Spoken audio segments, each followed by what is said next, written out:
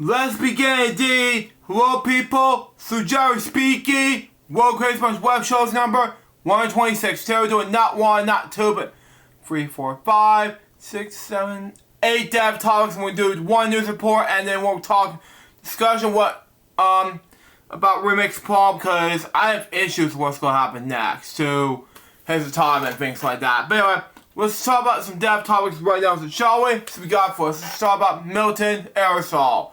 Born that day, he was an American art journalist and publisher. He wrote for the New York Times and co-owned the magazine Art News. Growing up in Brooklyn on July 28th, 1928, he attended Brooklyn College, okay? And started with from the New York Times as well as Stuart Stewart.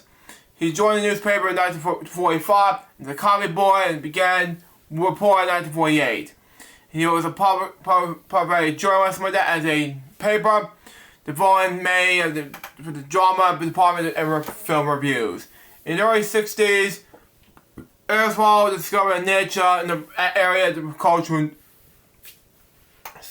news, bringing the style to a part of the newspaper. Journalism that has been previously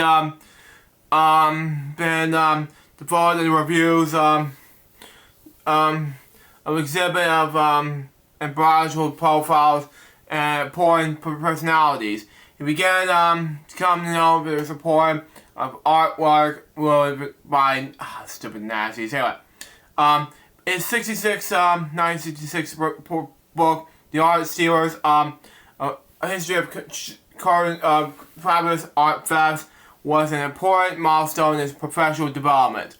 In review, Sean Fleming called it absorbing and excellent research. He left the Times in 1972, where he purchased Art News. But he returned after he sold the magazine in 2014. He continued to contribute to the paper as of 2023, writing on a Rotary typewriter. In 2023, he lived in the Upper East Side Manhattan. He died on October 3rd, 2025. He was 97 years old. Now, I'll go to the awards real quick and book collection. I won't talk about Art News, okay? So that makes more sense anyway. He won the Golden Book Award for Cultural Reporting, Art Award twice, National Magazine Award, Emmons Art Award, given by the Association of New York County Lawyers in 2008, and the College Art Association Award. His book collection goes like this. He donated his collection of art books to Brooklyn College Library. Anyways, my next step top has to do with Jerry Lego. Born that name, he was an American actor. Born in Baton Rouge, Louisiana on September 23rd, 1935. He appeared in such films as Sounder, Sister, Wildcat, The Badge, some like that. Anyways, and American Violet. In 2 episodes in The Heart of the Night. He also appeared in 2 episodes of Hit American Horror Story Freak Show as Dr. Bottom. In television films such as Ernest Green Story, Mothman, something like that. He had created roles in the film Hush Hush Sweet Charlotte and Almost Kelly. Stage roles include Best Little Warhouse in Texas as Sheriff Don, and a streetcar named Josiah Stanley, and Few Good Men as Kyle Jessup, in order to win as Henry Drummond. The King and I as the King, Cameron as King Arthur, and Sound Music as Captain Von Trapp. In 2015, he guest starred in the episode called of Scream Queens. He died on October 1st, 2025. He was 9 years old. The next step top has to do with Dame Jane Goodall. Born Dame Farley Jane Morris Goodall. Bethany Morris Goodall. Now, I talk about this during my bedtime stories episode. Go check it out on youtube.com when you get a chance. She was an English poet and archaeologist from that. God is a pioneer in primate archaeologist from that. She was best known for the more than 6 decades of field research on the social and family life of wild chimpanzees at Gully Stream National Park in Tanzania. Began in 1960 on the membership the psychologist Louise Rice's from that. Anyway, girls word challenge version science for that views by showing that chimpanzees making use tools, hunt and collaborate, and display complex emotions and social structures of ones that taught unique to humans. In 1965, Goodall was awarded a PhD in ethology from the University of Cambridge. In the 1960s, Goodall published several accounts of research in Tanzania, including a series of articles in National Geographic. Her first book, study, The Study of Man, in 1971, was later translated into 48 languages. Wow. She founded Jane Goodall Institute in 1977 to promote wildlife conservation, followed by the Roots and Shoots Youth Program E in 1991, which grew in the Global Network. Wow. Goodall also established Skyries and reformation stations for that, projects in Africa, and campaigning the ethical treatment of animals, research, farming, and compassion. Goodall supported the United Nations Minister of Peace in 2002, and advanced organizations such as the Save the Chimps and the Sky for the protection of underground networks. Throughout the career, Goodall wrote 32 books, 15 of them were children, and was the subject of over 40 films. She remained an active lecturer, traveling inside to promote conversation and climate action. Goodall was an honorary member of the World Future Council, among other honors. She was a representative of the National Geographic Society's Humble Medal, the Commemorative Prize, the Chamberlain Prize, and the United States Presidential Medal of Freedom. In 2003, she was named the Dame Commander of the Order of the British Empire by Queen Elizabeth II. Goodall served on the board of the Non-Human Rights Project for 2022 until her death, which is last Wednesday. She was 91 years old, Los Angeles, California. The next topic has to do with Project Patrick Murray, born Patrick Neil Murray. Okay? She was a British actor. He was a British actor, something like that. Who had roles in ITV Playhouse, Scum, and Quantum Rura in 1979, and Breaking Glass in 1980, Curse Black Panther in 1983, Borgano in the same year, Dempsey in Made Peace in 1986, and The Firm in 1989. He ran out the most notable with his role as Mickey Purse in Only Fools and Horses from 1983 and 2003. He was born in Greenwich, London on December 17th, 1956, to join Romeo and Spanish dancer Patrick Murray, an Irish coal miner. In 1977, he appeared in the television play Scum, and again in 1979 to film the same name, both times alongside Ray Winstone. He also starred in 1979 film Quad Robria, something like that, alongside Sting, Todd Workshawks, Michael Epps, something like that, Tiffany Spall. In 1989, he starred in the film The Firm, alongside Gary Oldman. Murray's longest role was as Mickey Purse in 20 episodes of Only Fools and Horses between 1983 and 2003. Alongside David Jason and Nicholas Lansers. Personal life and death. In 2017, Murray gave up acting and became a taxi driver in order to comply with minimum income rules and non-European spouses to allow his wife and daughter to settle in the United Kingdom. They were married to applying a visa. In 2018, Murray was planning to take part in this bus trip that will raise money for the bodies of that, the children's hospice, for that hospice care. However, the trip was called off at the last minute. Murray revealed he was receiving treatment for chronic obstructive pulmonary disease, or COPD for short. The trip was also included him entertaining city fans while traveling from looks down on sea in Kent to Margate. Murray wanted to complete the trip at a later date. In January 2021, Murray revealed he had lung cancer. Spread that scans found a tumor in his liver, which he had surgery to remove half of his liver. In May 2022, after transcriber collaboration, TAC for short, he announced that he had been given all clear his lung cancer treatment had been successful. However, in April 2023, he feared the lung cancer has been returned and spread. He died of lung cancer in Rochester, Kent on September 29, 2025. He was 68 years old. The next step, top has to do with Valerie Weymouth, born Elizabeth Morris Graham Weymouth. She was best known as an American journalist and senior associate editor of the Washington Post. She was previously special dominant correspondent for Newsweek magazine during the family's ownership of the publication. She was born in Washington, D.C. on July 3rd, 1943. She was the eldest of 4 children, of Catherine Graham and Philip Graham, both of whom were publishers of the Post.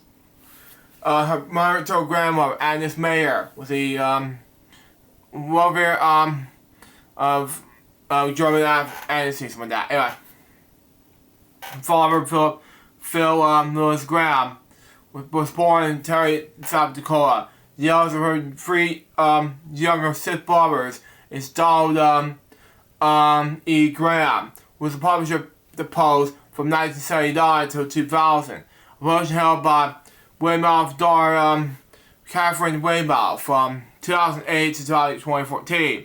The co-founder of Graham Holdings Company, which has had Cobblers Touring Services and Washington Post along with various sub-areas like that. She attended college and medical school and graduated with college at Harvard University, with a degree in the American history and literature. Okay. Her father died by suicide in 1963, summer preceding her junior year at college. Wow. Her career began with this. From 1968 to 1969, Weymouth worked at the Brandmore Restoration Corporation. She was and completed Thomas Jefferson, The Man is World, influenced in 1973. By J.P. Putnam, a collection which includes competitions for leading Jeffersonian scholarship, something like that. She's also an author of America in 1876, something like that. The Way We Were in 1976, by Ram House, publisher Ram House, anyway. She worked as a freelance journalist and contributing editor from 1977 to 1983.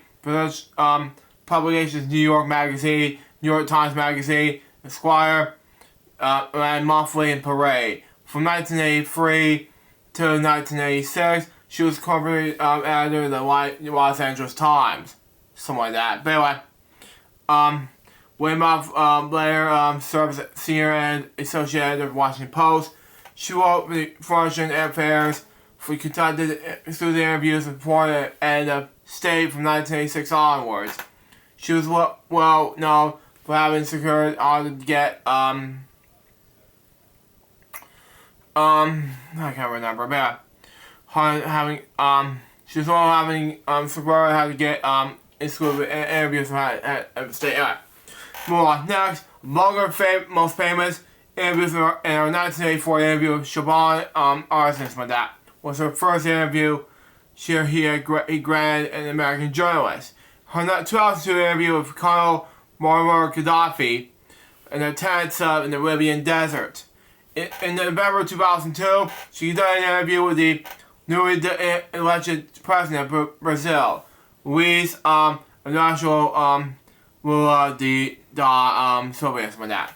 In her 2007 interview with Pakistan's Prime Minister Benazir Bhutto, that 2 weeks before she was assassinated, She was also conducting exclusive interviews with Egyptian President Anwar Sisi and honestly, Mars for that.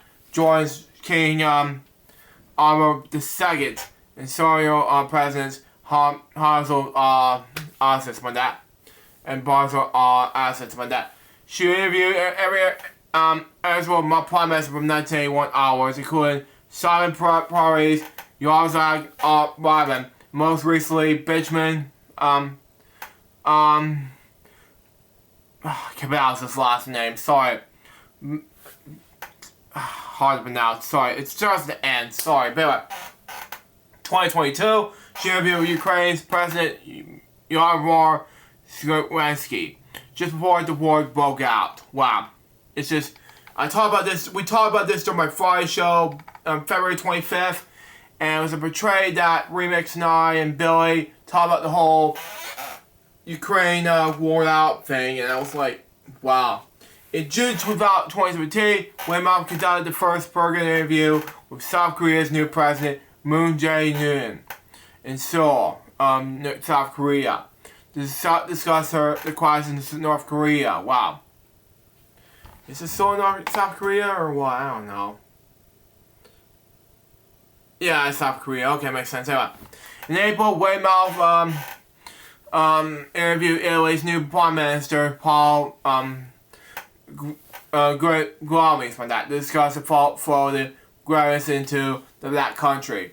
Gorski Anwar II also granted Mrs. Weymouth an interview in April and discussed the Islamic State and the future of Syria. In March 2017, she traveled to England to interview President. Hard to pronounce these names. Sorry.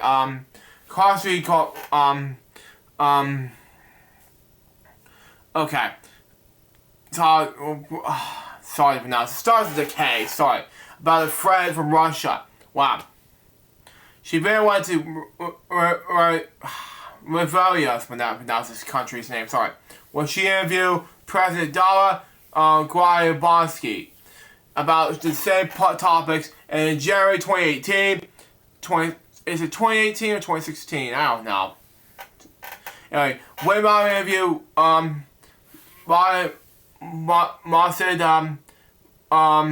Bouazi, President was the mission of Iraq, about the Battle of Mossad. Wow.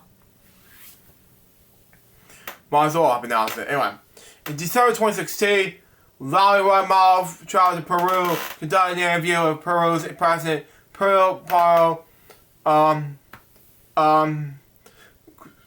Kuczynski, I pronounced this anyway. In September 2016, she interviewed Colombia's President Mario Santos and Italy's former Prime Minister Mario Renzi.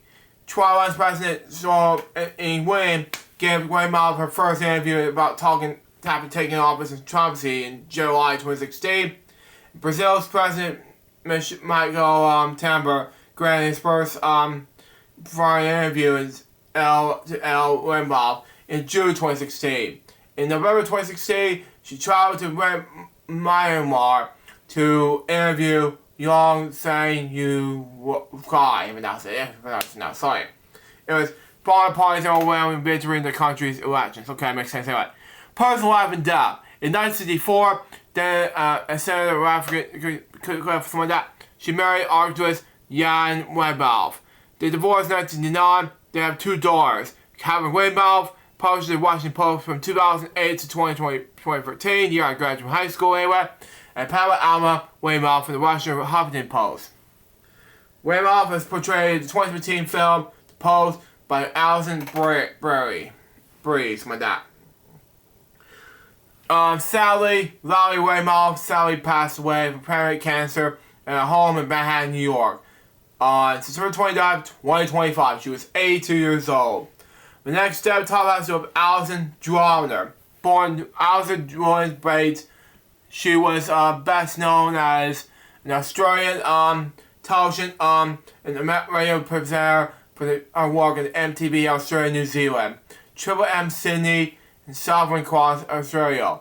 Born on May 20th, 1964, she was a part of the Supercars Championship in the Pro Sport Program RMPM. She was married to rally driver Ray Bates, she had a son, motorsports rap racer Zach Bates. Sadly, she died from combination of from the form of cancer, Russian hospital. On September 28th, 2025, she was 61 years old. The last step top has to Michael B. Droxman.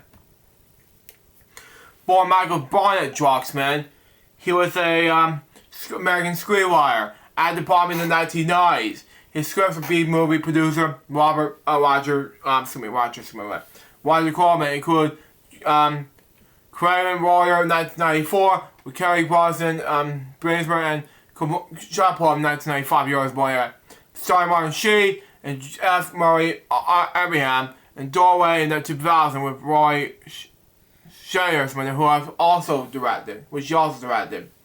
He also was the author of One Person Plays Warren Johnson with that.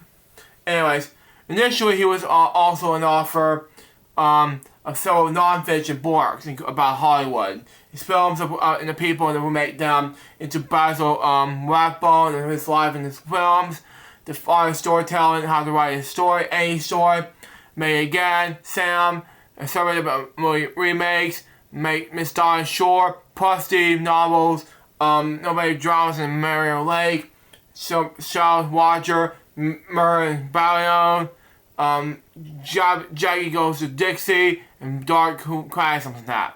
His memoirs, My 45 Years in Hollywood and How to Escape Alive, was published in August 2010 by Bear Media. He passed away on September 28th, 2025. He was 84 years old. Now let's do a motorcycle special cards. Not one, not two, but... Oh, hang on. Do I have a last topic here? Yeah, I forgot to say last topic. I forgot to say that. Anyway, it has to do with Allie Brilliant. Yeah, I forgot that I do a motorcycle. Yeah, I was off topic there. Anyway, born Allie Brilliant. Yeah, I was gonna say that. I forgot to say two topics, but I was getting off topic there. Anyway, he was an American author and cartoonist. He was best known for the plot Scott's single-panel historians like that. Okay, makes sense anyway. I was getting off topic of the last step topic, but anyway. 1, 2, 3, 4, 5, 6, 7, 8. Yeah, that's 8, anyway. I don't know what, I thought it was 7, but it was 8. Moving on. Next, he was an American British author and cartoonist. He was best known for the plot shots, single-player illustrations with one-line humorous remarks, which began syndication in the United States in 1975. Anyway, misspelled there. Born in London, England on December 9th, 1943, the visitor Amelia Brilliant. In 1940, he died. Determined in World War II, led Brilliant's mother to move to Brilliant and his younger sister Myra to her hometown in Toronto, Canada. His father remained in the United Kingdom. The family emerged in the United States in 1941, settled in Washington, D.C., where Brilliant's father joined them. The family returned to the United Kingdom in 1947, after which Brilliant attended Hampton County School. Well, okay. Brilliant entered a history and degree at University College London, something like that, and lived for the time in Australia before returning to school, live in the United States in 1956. He earned a master's degree at Common Graduate School, now Common Graduate University in 1957, and a PhD in history and geography at UC Berkeley in 1954. Anyway, he taught at Central Oregon Community College in Bend, Oregon in 1954 and 1955. He sailed around the world twice while teaching at research radio as part of Chapman's University at Seven Seas, now known as Summer Sea Program. Brilliant met his future wife Dorothy during the second voyage. Well, okay. During 1967, Summer of Love in San Francisco, Brilliant had to get daily lectures near the Heights Good Street entrance in Golden Gate Park. He released a live album recorded at the park in 1967 on a small Hollywood, California record label, Doris Enterprise, Doris LP 1001. The album, obviously brilliant high Ashbury, is now rare. Wow. The material uses familiar public domain tunes and melodies and incorporates clever poetry lyrics about majorities for that. The Diggers, the San Francisco neighborhoods, and the his personal experience of the white while displaying the banner which ebbs and flows with his audience, who responded for the performance and also presenting the songs. He states that in the studio recording that he had been performing the same for approximately 2 hours each day for the prior 4 weeks. He laughed through his performance while the audience joined him in the singing along and band on prepared items. The album ends with "Hey, Ashbury, farewell." His career began with this. Anyways, the Wall Street Journal described Berry in 1992 profile as history only full-time professional publishers emigrant, something like that. At one time, there was some confusion and controversy, the ownership and recognition of brilliance to this art form. The copyright infringement suit for him, United States federal judge ruled out that while source phrases are not equivalent for copyright, Brilliant's work of anagrams were therefore copyrightable. Brilliant v. WB Production Inc. 1979. While Brilliant employed a self-defined pose limit of 17 words per anagram, he wrote and published 41 with 18 words and one with 19 words. And when discovered all these were corrected and republished by him. In 1999, he offered a 1K crisis article about parodies the Y2K crisis of 1999 anyway.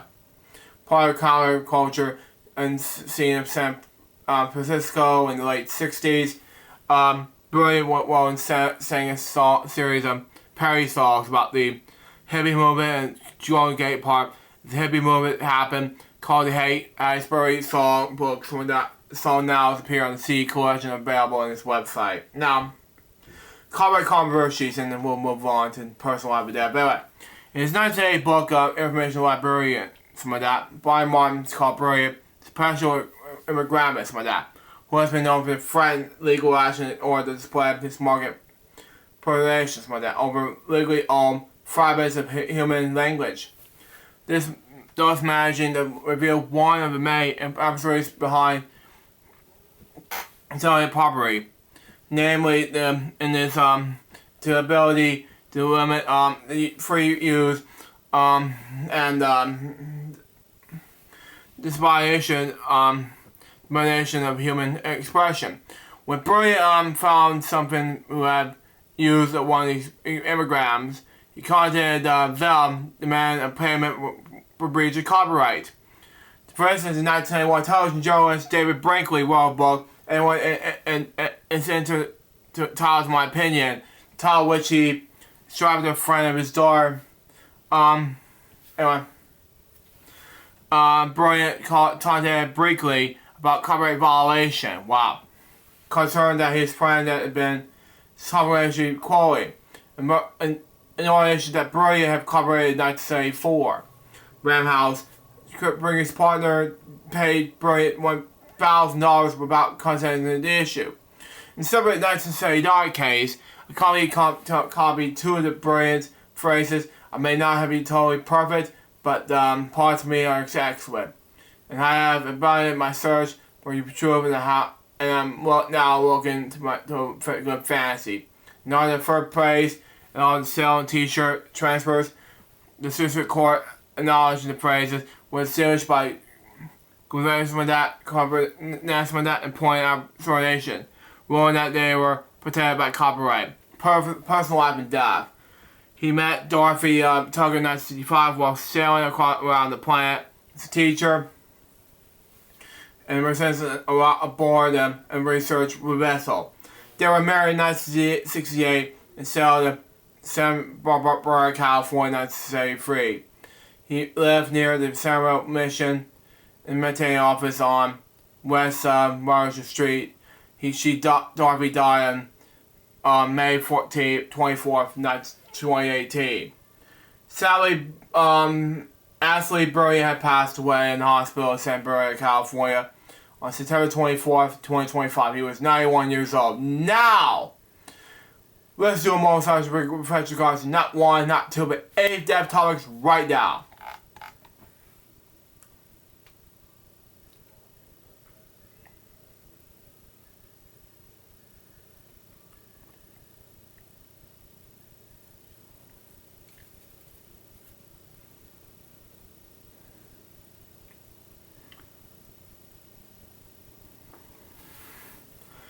Thank you. Rest in peace, these 8 people. Now, let's talk about the PBS and NPR funding cuts are hitting home as government shutdown looms. Now, I'm very disappointed at the White House at this point forward, so I want to talk about this now, okay? Now, because of NPR, PBS, and other public media outlets, I've been in the news all year long, but now the federal funds have been actually run out, unfortunately. With Tuesday marketing the federal government's fiscal year, the Corporation for Public Broadcasting is saying farewell to staffers and winding down its operations. Implement the regulations that President Trump propositions and governmental appropriations passed over the summer. Republicans have called back $1.1 billion in funds, and that has been budgeted for public media, leaving local broadcasters in the lurch. And just for the shutdown sounds like a distant public argument until it affects people personally, sadly. The funding of public media feels more tangible now the stations are cutting back on public programming, sadly. Local PBS and NPR affiliates has been laying off staffers, unfortunately. Limiting travel and limiting off parts of their operations to cope with budget shortfalls, unfortunately. But the impact of differ from the market to market, probably because the budget picture varies quite a bit based on location, okay? Aggressively acclaiming funding has been a encouragement of the public media landscape for nearly 60 years. And the speed of the administration puts stations at a major risk. New York Public Radio Institute Chair Fondy Albert said last week. Seattle, Washington, at KCTS, banning simulations for long-form journalism. Charlotte, North Carolina, WFAE is closing its community emissions hub, building down. Wow, sadly, it just saddens me. State College, Pennsylvania, WPSU, may shut down its radio station altogether. It's just a stupid idea. Anyways, I've warned that the system will be harmed over time. It's just tough, in malicious ways. As a result of the loss of federal funding, the Corporation Public Broadcasting CEO Patrick Harrison says many stations, probably in rural areas, will eventually go under without the federal support. Now, local shows being cancelled, unfortunately, saying this. Trump and his allies argued in favor of the regulations by railing against the perceived political bias of national NPR and PBS programs. But those programs are going away. However, some local public affairs shows and news magazines are. South Dakota focus on PBS affiliates across South Dakota's, some north on WSDE in Duluth, Minnesota, and Airline Auburn and KEET in Northern California has been canceled for recent week. I just don't know. PBS has been not normal anymore. Perhaps the broadcaster will focus on the local hosts with initial hours of national blog programming. James Spark, the Homer host, said with analysis cancellation, a home community will vary around the station. this station, keep it alive and thriving, making the survival of the way that strike back and the forces of trying to ignore us that will be concentrated to see it doom. Exactly. Thank you. Corporation officials knowledge of the Monday board meaning that the stations have been and seen them influx of federal support from viewers by net foundations and other sources. But stations in the more remote area found that major media markets have been able to make up but the budgetary gaps. Now, it's not going to happen, board member Diane Jackson said. The only solution to the stations is going to be government money. Really, anyway, that's what they are going to build with. That's what the exec said, because they were not in place when the market forces can support them. Those who voted against the wishes and the military of the American people have taken away some of the great value, Harrison said to me. Yeah, exactly, Pat Harrison. Argued that the regulations began to sink in among the public at large. Corporation recently decided to distribute its final $7.1 million by notion the program of each television radio station and system. Bigger stations stepping in. Now, large stations will be better. Bigger endowments has been volunteered to help small broadcasters.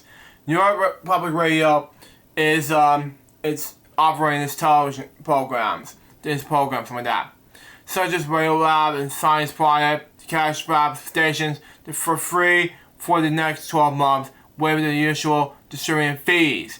We want to help our public radio stations develop as much of a better budget as possible to successfully local report and virtual program that keeps communities healthy and bring them together, Albert said in a statement. NPR's national radio level has also offered what is known as free to hard-hit stations. But the loss of the federal support has been also exposed some long-standing tensions between local stations and the national organizations. One corporation's battle act was awarded up to $57.9 million. The new nonprofit that has handled connections between stations and verified content NPR and the loop is controlled for decades. NPR was a court to block the just change, but the federal judge declined the issue changed on Tuesday. That's all the news I want to talk about today, and this is sad. This is sad. You know, I hate to do this, but this is ridiculous.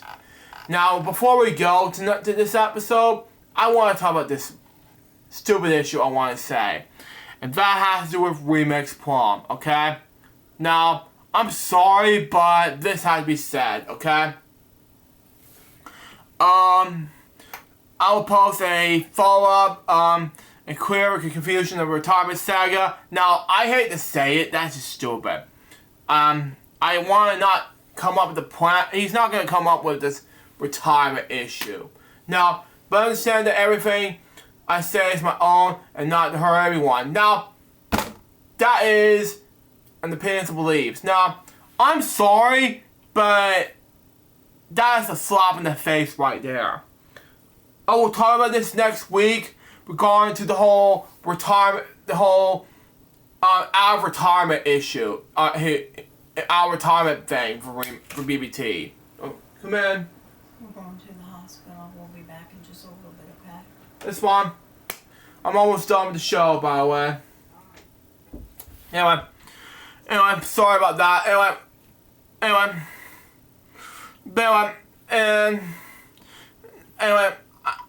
what I was trying to say here, folks, is I need him to be out of retirement, and I will talk about this next week regarding to his not just his out of retirement, but I want him to be pay attention to what I was doing, say retirement for my mom, things like that, and the book release.